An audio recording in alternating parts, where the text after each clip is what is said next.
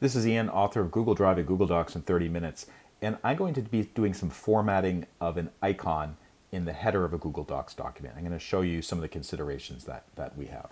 So first of all, it's easy enough if you have an image or a logo in your Google Docs header to change the alignment. And basically what you can do is just select it, and then in the toolbar, align and indent, select center, or if I want to do it, I can put it on the left. So that's done. Then just click out of it and you can see it's there. But there's a little bit of a problem with this. It's too close to the text that's right below it.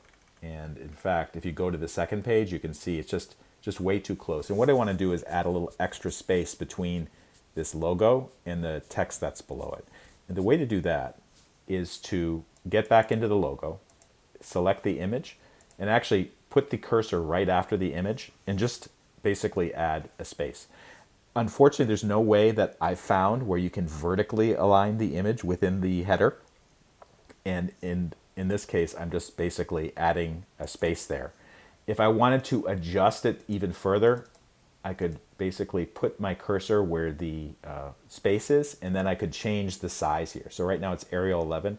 Like I could bump up the size there so that increases the space, or I could even decrease it to, let's say, Arial 8, and that makes it a little bit slimmer.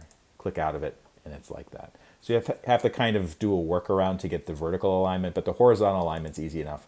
Just click into the header, and then use the align and indent toolbar icon to get what you need. If this video helped, please take a moment to subscribe and like it, and I have links to more resources in the description and bio. Thanks for watching.